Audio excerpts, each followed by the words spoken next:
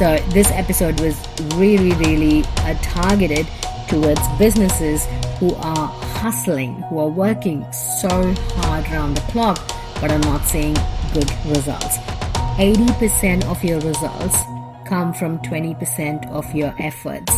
That's the power of the 80-20 rule. I'm sure you'd have heard about the 80-20 principle, which is very common in the business world or in the personal development space. But today we're going to really drill down that concept on how you can use that to scale your business. The first thing we're going to see is how to simplify your business using that principle. Second concept we're going to look at is how to streamline your business with the 80-20 rule.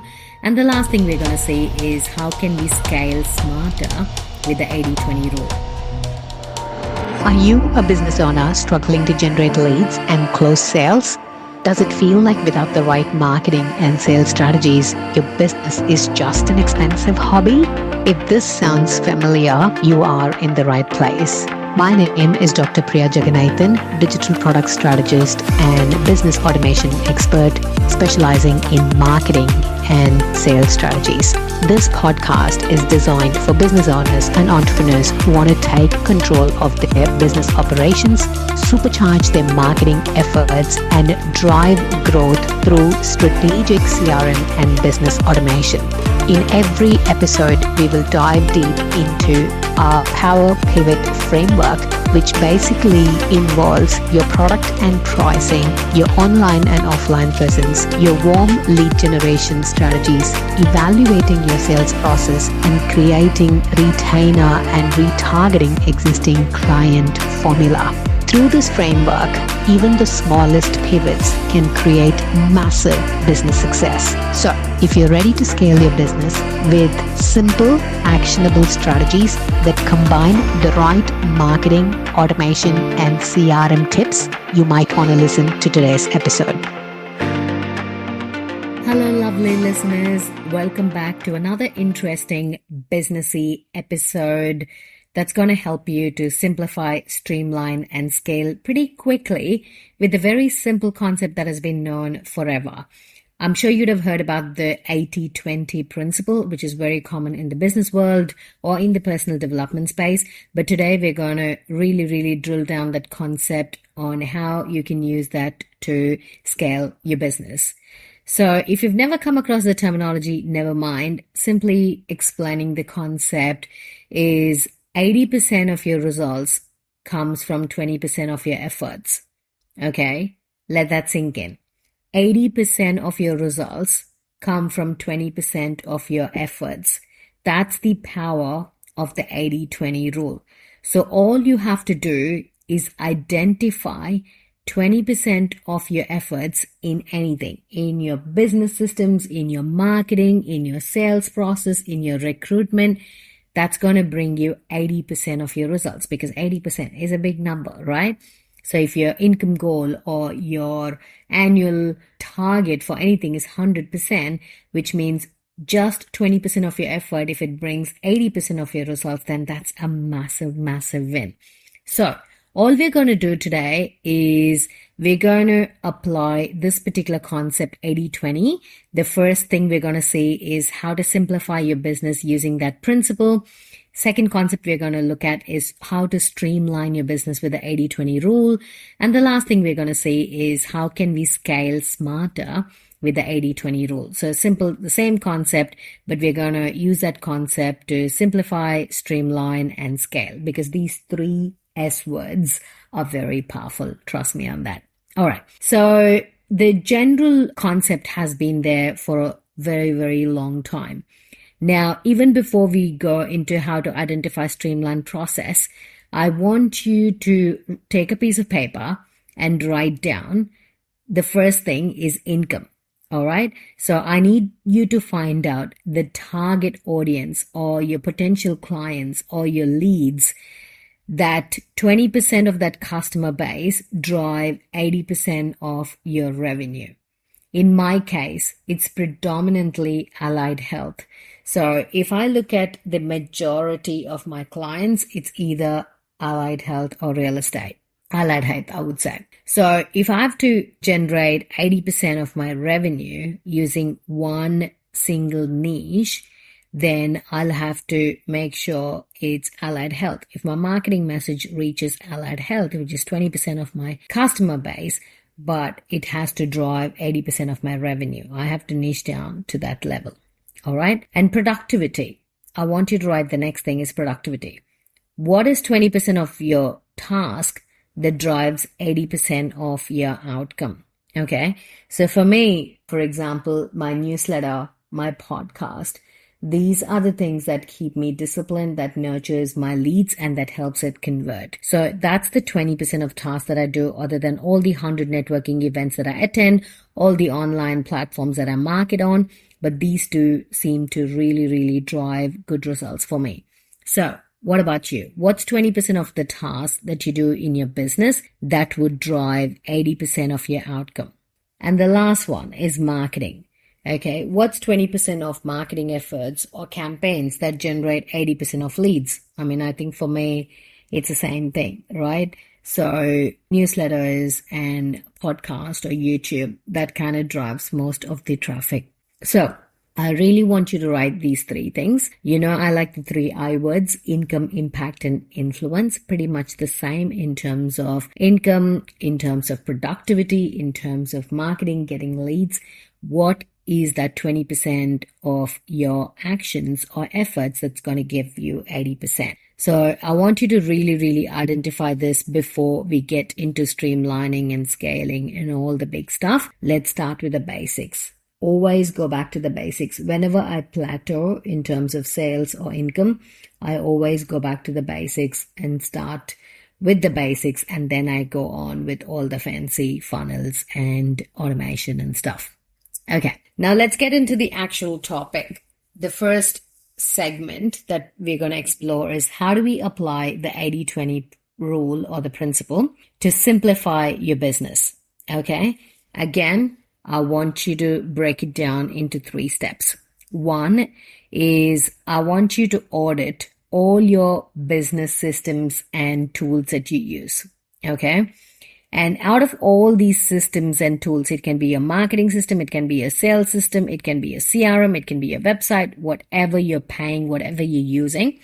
I want you to identify the 20% that drives the most value, and everything else you can actually delegate or even ditch. You can just leave. So for me, Instagram is my primary lead gen platform, right? So that's the one that drives my major engagement, my newsletter.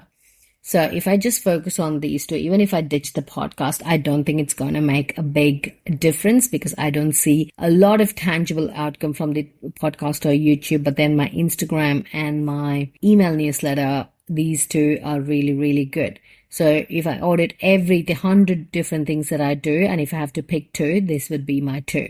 So do an audit.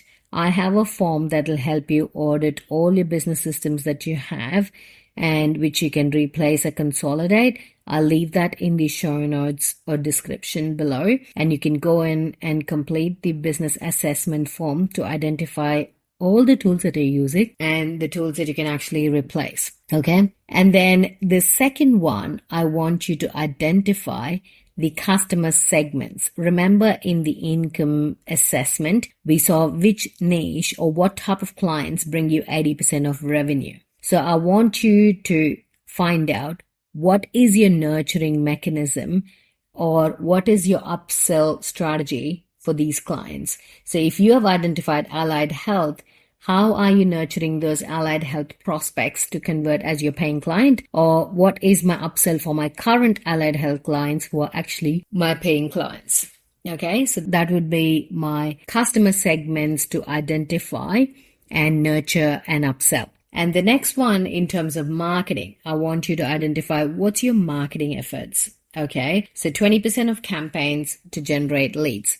Like I said, the first thing, your business systems is very, very important to run your business. So you need to audit all the systems and tools that you're using and really, really drill down and only pick and choose the tools that are generating leads and sales for you. The second one is targeting your customer segments and identifying the niche that's getting you the most revenue.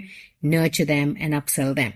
And the third one is identifying the right marketing platform, so you're not diluting your marketing efforts into multiple platforms. Just choose the 20% efforts that's going to drive most of the leads and sales for you. Streamlining your lead generation and business systems process.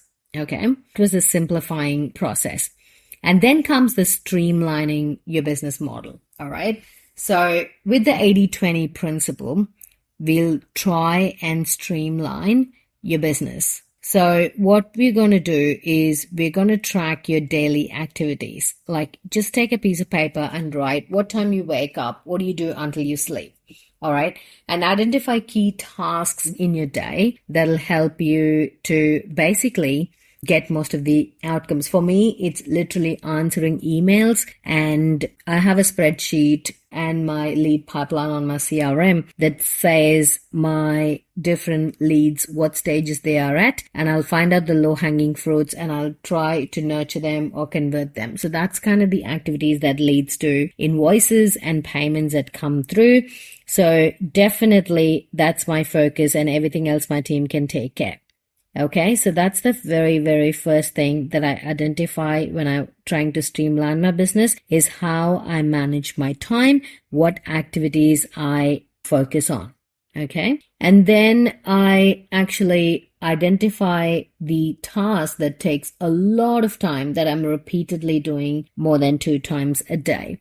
For example, for my social media marketing clients, every month, my VAs would send an email to them. Hey, what's the theme for this month? Is there a specific day and date you want some posts go out? For example, if it's Are You Okay Day or Sorry Day or whatever day, if that's relevant to their niche, they'll say, hey, can you please post a post on that particular day? Or it's our anniversary, do this and do that. So what we did is a simple automation that goes out on the 20th of every month. So they get 10 days to respond, and then my team can create the content. And for the first of every month, the content calendar will be sent to them for approval. So we basically automated that simple email process that my team would do every month. Okay, so identifying such repetitive, mundane tasks and automating it. It need not be a fancy automation. Even just putting it as a reminder, repeated email on Gmail, that is automation. You don't need fancy CRM unless you're ready for it, unless your business is ready for it. I don't tend to sell the entire CRM to businesses. I only sell solutions to specific problems. And that's why my clients have high regards, because I don't try to rip them off selling the whole jazz when they're not ready for it or when they don't need it. All right. The next category we're going to see is how do we apply the 80-20 rule to scale business in a smart way? I love smart work. I don't like hard work. I'm lazy. So in terms of scaling, obviously you're going to identify your products or services that generate the most revenue. For me, it's a CRM setup. So that one thing is the major hero product that drives most of the income. So I have to really, really drill down and focus my marketing message around setting up the CRM. Okay. And all the other retainers are kind of my monthly cash flow, but the major slice of the pie in my income graph is from CRM setup. So I want you to sit down and identify what's the specific product or service that generates the most revenue, and have all your marketing and productivity efforts around that. Now, the next one might seem a little bit controversial to few people, but really, I want you to put your mouth where the money is. Okay, focus on high value clients who understand the value you bring to the table and who actually consider the money they pay for your service as an investment and not as an expense. So really focus on high value clients. Do not chase the low value ones who are going to see it as an obligation, who are going to see it as an expense. Trust me, the 100 or less clients are so much more work than the $10,000 clients. Trust me on that. I've done both. I still do both. And I find the more they pay, the level of engagement and the kind of questions you get is much nicer and less hassle than the $100 ones who constantly wants you to work 100 hours a week just for them for that $100. Okay, so definitely focus your efforts on high value clients that'll get you the most return on the investment. You're going to provide value, but without the hassle. All right. So mostly 80-20 rule. It's not just a productivity hack. If you try to hack into the actual mechanism into different aspects of the business, it's going to help you scale. So all you want to do is smart work instead of hard work. So how can I just put in 20% of effort to get 80% benefit? That's it. It's as simple as that. I've just dissected that into different tasks that you do every day, tools that you do every day, types of clients you work every day. So all these, if you try to identify, audit, pivot, and implement, then you will increase your income, impact, and influence in no time. So this episode was really targeted towards businesses who are hustling, who are working so hard around the clock, but are not seeing good results. So I really want to help you to get the maximum outcome out of your efforts. So how do we do that? Is by working smarter and not harder. So I really highly encourage you to invest in some kind of an automation or business systems that'll really take the pressure off you running your business. And if you want to have a look or demo of my CRM, I'll leave the link in the show notes below. You can book a call and I'll show you a quick 20-minute demo of the CRM to see if it's the right fit for you. All right. I hope you implement the 80-20 rule in your business straight away. If you have any questions, feel free to send me an email, DM on my socials, and I would be happy to answer any questions you may have. And I'll see you in the next episode. Thank you so much for listening to today's episode. If you found value in today's episode, make sure to follow, share, leave a review so we know that you love listening to us. And if you are looking at more valuable tips, insights, tools, and resources to help grow your business, please visit pivot2thrive.com.au. I will leave links in the show notes below. Just remember, if your current strategy isn't working, you don't have to quit. You just pivot, because the right pivot can make a huge difference. Let's pivot and keep thriving. I'll see you in the next episode.